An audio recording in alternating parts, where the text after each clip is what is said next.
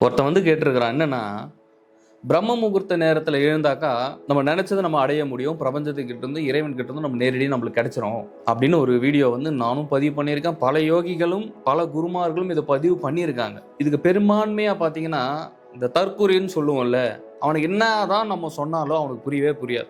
3:30 மணிக்கு எழுந்துக்குன்னா உன் வாழ்க்கை மாறிடும் அப்படின்னு பல பதிவுகள்ல பல வீடியோக்களை நம்ம பதிவு பண்ணாலுமே அவனுடைய தாட்டும் அவனுடைய செயல்முறையும் அவனுக்கு புரிகின்ற ஒரு புரிதலை வைத்து அவன் கேட்கறதுனா, அப்ப பால்காரன் கூட தான் காலையில 3:30 மணிக்கு எழுந்துக்கிறான், அவனோட வாழ்க்கை மாறிடுதானா? இது வந்து ஒரு முட்டாள்தனமான ஒரு கேள்வி. அதாவது ஒரு அறிவாளி கிட்ட கூட நம்ம பேசிடலாம், ஆனா ஒரு முட்டாள் கிட்ட நம்ம பேசவே முடியாது.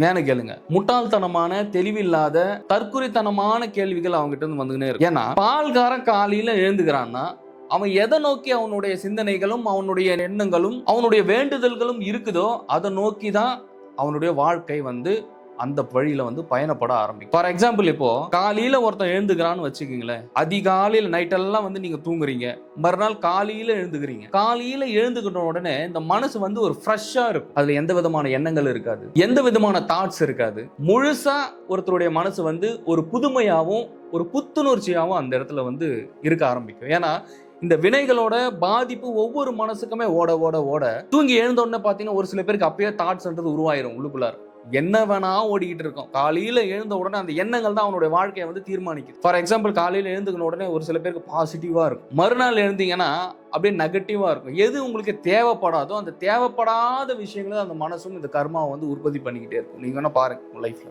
ஏன் அப்ப இந்த மனுஷனுக்கு இந்த மாதிரி காலையில எழுந்துக்கும் போது இந்த மாதிரி நெகட்டிவ் எனர்ஜிஸும் இந்த மாதிரி நெகட்டிவான எதிர்மறை எண்ண அலைகள் வந்து பிரபஞ்சத்து கூட பின்னி பிணையுதுன்னா காலையில அந்த துவக்கம் சரியா இல்லாததுனாலதான் காரணம். ஏன்னா ஒவ்வொரு நேரத்துக்குமே இங்க ஒவ்வொரு முக்கியத்துவம்ன்றது இருக்கு. ஏன்னா இப்ப நீங்க நம்ம பூமியில இருக்கோம், பல லட்சம் கோடி பல மைல்களுக்கு அப்பால் பாத்தீங்கன்னா சூரியன் அப்படின்ற ஒரு பெரும் ஒரு சோதி இருக்கு. அப்ப அந்த சூரியன் அங்க இல்லைனாக்கா இங்க ஒரு புல்லோ பூச்சியோ பூண்டோ எதுவும் முளைக்காது. ஏன்னா சூரியன் எல்லாத்துக்குமே அடிப்படை ஆதாரமா இருந்துட்டு அதுல இருந்து வரக்கூடிய எனர்ஜினாலதான் நம்ம இங்க இருக்கும். சரிங்களா? ஆமா தானே? சூரியன் இல்லைன்னா ஒரு தாவரம் நமக்கு கிடைக்குமா? ஒரு உணவு கிடைக்குமா? ஏதாவது உற்பத்தி ஆகுமா? உற்பத்தி ஆகாது. அப்போ நேரம் எந்த அளவுக்கு வேறுபடுதுன்றதை நம்ம முதல்ல உற்று நோக்கி கவனிக்கணும். சூரியனுக்கும் பூமிக்கும் எவ்வளவு தூரம் இருக்கு, அப்ப இதனுடைய இடைப்பட்ட காலம் என்ன, நேரம் என்ன, அப்ப பிரபஞ்சத்துக்கும் நம்மளுக்கும் என்ன தொடர்பில் இருக்குன்னா எல்லாமே ஒரு அலைகளும் ஒரு அலைவரிசையான ஒரு தொடர்புகள் தான் இருக்கு. ஏன்னா ஒவ்வொரு ஆன்மாவுமே அவ்வளவு ஒரு எண்ண அலைவரிசைகளால பின்னி பிணைஞ்சு இருக்கு. இதுதான் ஒவ்வொருடைய வாழ்க்கையுமே தீர்மானிக்குது. இந்த மாதிரி இருக்கும்போது காலையில எழுந்த உடனே அவன் எந்த செயலை நோக்கி அவனுடைய கவனத்தை வைக்கிறானோ, ஏன்னா ஒரு சில பேர் வந்து காலையில பயிற்சிகள் பண்ணுவீங்க. இது பயிற்சிகள் பண்ணும்போது முழுக்க முழுக்க முழுக்க ஒருத்தருடைய நெகட்டிவ் எனர்ஜியும் அதாவது எதிர்மறை எண்ணங்கள் சூழப்பட்ட மனசுல இருந்து ஒவ்வொருத்தருமே தன்னை வெளியே கொண்டு வந்துக்க முடியும். நீ காலையில தூங்கி எழுந்த உடனேயே நெகட்டிவ் எனர்ஜிலேயே ஓடிக்கிட்டு காலையில தூங்கி எழுந்த உடனேயே எதிர்மறை எண்ணங்களை நீ ஓட ஆரம்பிச்சுன்னா எங்கிருந்து உன்னுடைய வாழ்க்கை மாறும், உன்னுடைய வாழ்க்கையினுடைய சுழற்சி மாறும். அப்போ சூரியனுக்கும் பூமிக்கும் இருக்கிற அந்த தொடர்புன்றது வந்து இந்த கிரகங்களால கட்டமைக்கப்பட்ட ஒரு விஷயமா இருக்கு. ஏன்னா அங்க இருக்கிற கிரகங்களின் நகர்வுகள்னால இங்க நம்மளுடைய வாழ்க்கை நகரத்துக்கு உண்டான சூழல் இருக்கு. அப்போ சூரியனுக்கும் அதை சுற்றி இருக்கின்ற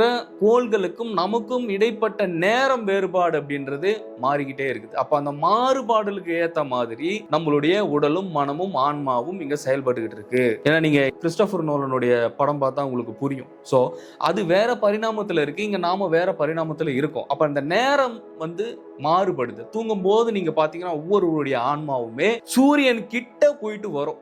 அப்படி சூரியன் கிட்ட போயிட்டு வரும்போது அந்த 9 கோள்கள் கிட்ட போயிட்டு ஒரு டச் பண்ணிட்டு ஒவ்வொரு எனர்ஜிஸுமே ஒவ்வொருடைய சக்தியும் போய் அதை தொடர்பையெல்லாம் தொட்டுட்டு வரும்போது முற்றிலுமாக ஒவ்வொரு விஷயமும் உங்களுக்கு மாற ஆரம்பிக்குது. ஏன்னா தூக்கத்துல நீங்க இருக்க மாட்டீங்க, நீங்க எங்க இருக்கீங்கன்னே தெரியாது. அப்ப கண்ணை திறந்த உடனே என்ன ஆகுதுனாக்கா கம்ப்ளீட்டா நீங்க இங்க வந்துடுறீங்க. அப்ப இங்க வந்த உடனே உங்களுடைய டேட்டாவும் சரி உங்களுடைய பயண தூரமும் குறைஞ்சு போயிருது. அதனாலதான் சொல்றது, காலையில ஒரு பால்காரர் எழுந்துக்கிறாருன்னா அவர் எழுந்துக்கிறது பிரச்சனை கிடையாது. ஆனா அந்த பால்காரர் எதை நோக்கி தன்னுடைய கவனத்தை செலுத்துகிறார் அப்படின்றதுலாம் இங்க விஷயம் இருக்கு. பால்காரர் காலையில எழுந்தாருன்னா 10 வீடுக்கு பால் போடணும், இல்ல ஒரு 30 40 50 வீடுக்கு பால் போடணும்னா அவனுடைய கவனம் எங்க இருக்கும்? அந்த 10 வீட்டுக்காரர் அந்த 30 வீட்டுக்காரருக்கு நான் எப்படி பால் கொண்டு போய் சேர்க்கணும் அப்படின்றதுதான் இருக்கும். ஆமா தானே? அப்ப அவருடைய வாழ்க்கையை பற்றி சிந்திக்கக்கூடிய ஒரு வாழ்க்கையினுடைய தெளிவு அவருக்கு கிடைக்கிறதுக்கு அவரு தயாரா இல்ல. இது மிகப்பெரிய ரகசியங்க. இது உங்களுக்கு எந்த அளவுக்கு புரியும் தெரியல. ஏன்னா அந்த பால்காரர் எழுந்துக்கிறாரு, அவரு காலையில வாழ்க்கை மாறல, அப்ப எங்களுக்கு மட்டும் வாழ்க்கை மாறிடுமான்னா, அதாவது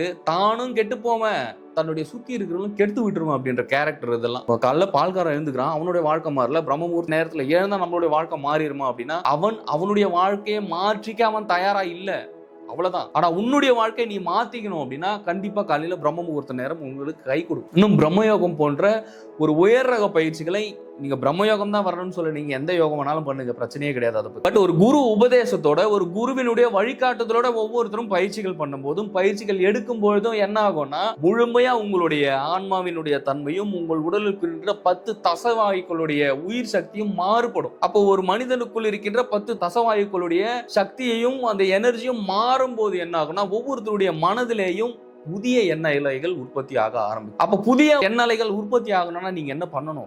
காலையில யாருமே எழுந்துக்காத நேரம், எல்லா சக்தியுமே எல்லா ஆன்மாக்களுமே உறங்கி கொண்டிருக்கின்ற நேரம். அந்த நேரத்தில் எழுந்து நீங்களை இறைவனை நினைத்தோ இல்ல உங்களுடைய வாழ்க்கையில் நீங்கள் என்ன பெற வேண்டும் என்கின்ற அந்த எண்ணத்தை நீங்க முதலில் உற்பத்தி பண்ண தெரியணும். அது ஒரு இடத்துல அமர தெரியணும். ஆனா எளிமையா உங்களுடைய மனம் அந்த நேரம் பார்த்தீங்கன்னா ஒரு 10 நிமிஷம் 20 நிமிஷம் உட்கார்றதுக்கு விடாது. ஏன்னா தொட்டு காட்டாத வித்தை சுட்டு போட்டாலும் வராது அப்படின்ற கான்செப்ட் தான். ஸோ ஒரு குருவினுடைய உபதேசத்துடனும் ஒரு குருவினுடைய வழிகாட்டுதலோட நீ காலையில பிரம்ம முகூர்த்த நேரத்தில் பண்ணணும். ஏன்னா குரு தான் உனக்குள்ள இருக்கிற அந்த அக்னி என்கின்ற பெரும் ஜோதியான பரபிரம்மமாய் உனக்குள் அடங்கி இருக்கின்ற இறைவனை தொட்டு காண்பித்து உனக்குள்ள எரிகின்ற அக்னியை இன்னும் பரவசமாக புத்துணர்வாக ஏற்றக்கூடிய ஒரு வல்லமையும் சக்தியும் உனக்குள்ள இருக்கின்ற அக்னியை இன்னும் வேகமாக அதனுடைய சக்தியை வெளிக்கொண்டு வருவதற்கு உண்டான சக்தியும் வலிமையும் யாருக்கு இருக்குன்னா ஒவ்வொரு குருமார்களுக்கும் இருக்கு. காலையில பால்காரோட வாழ்க்கை மாறல, அதெல்லாம் கான்செப்டே கிடையாது.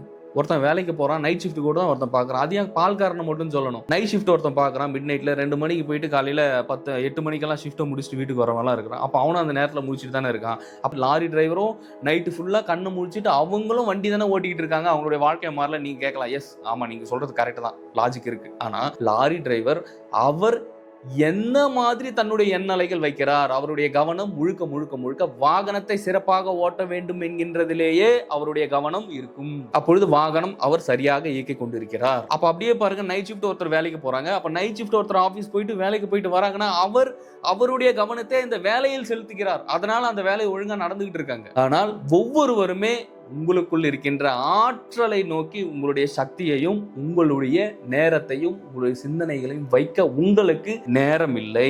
இதான் விஷயம். வாழ்க்கை மாறிடணும் சும்மா ஒருத்தரோட வாழ்க்கை மாறிடுமா? கிரகங்கள் எதுக்கு இருக்கு, அப்புறம் கோள்கள் எதுக்கு இருக்கு, வெட்டவெளி எதுக்கு இருக்கு? எல்லாத்துக்குமே இந்த மனிதனுடைய உடலுக்கும் இறைவனுக்கும் அப்பாற்பட்ட ஒரு சக்தியும் வல்லமையும் பிரபஞ்சத்திடம் இருக்கு. பிரபஞ்சம் நினைச்சா உன்னுடைய வாழ்க்கை ஒரு நொடியில மாத்திரும். ஏன்னா பிரபஞ்சம் ஒவ்வொரு நொடியுமே உன்னை சுத்தி இருக்கின்ற எந்த விதமான பொருட்களாக இருந்தாலும் சரி, எந்த விதமான விஷயங்களாக இருந்தாலும் சரி, விஷயத்தை நோக்கி உங்களை பல சிம்டம்ஸ் உங்களுக்கு காமிச்சிட்டு தான் இருக்கு. ஆனா அதை உணர்வதற்கு உண்டான ஒரு வழி உங்களுக்கு தெரியல. ஏன்னா முழுக்க இந்த வினைகள் உங்களுடைய மனசை போத்திக்கிட்டு இருக்கு, கர்மம். அப்ப கர்ம அலைகளை நீங்க இயங்கிட்டு இருக்கும் போது இந்த அலைவரிசைகளை உங்களால கேட்ச் பண்ண முடியல. மனசு உங்களோட கட்டுக்கோப்புல இல்ல. அப்ப யார் ஒருத்தருக்கு தன்னுடைய மனசு முழுமையாக தன்னுடைய கட்டுப்பாட்டிலும் தன்னுடைய கைவசத்திலும் இருக்குதோ அவனே பேரொழியாவன், அவனுடைய வாழ்க்கையே இங்கு எளிமையாக மாறும். இந்த விஷயம் செய்யாம வாழ்க்கை மாறிடும்னா நிச்சயமா சொல்றேன் மாறாது. சோ பிரபஞ்சம் ஒவ்வொருத்தருக்கும் உண்டான ஒவ்வொருத்தருக்குமே இங்க யாராக வேணா இருக்கட்டுமே எல்லாமே சும்மா வீணாலாம் இங்க வரல. சோ இறைவனுக்கு உட்பட்டும் இறைவனுடைய அருள் உங்களுக்கு கிடைக்கணும்னா காலையில பிரம்ம முகூர்த்த நேரம் தான். இதனாலதான் எல்லா சடங்கு சம்பிரதாயங்களுமே காலையில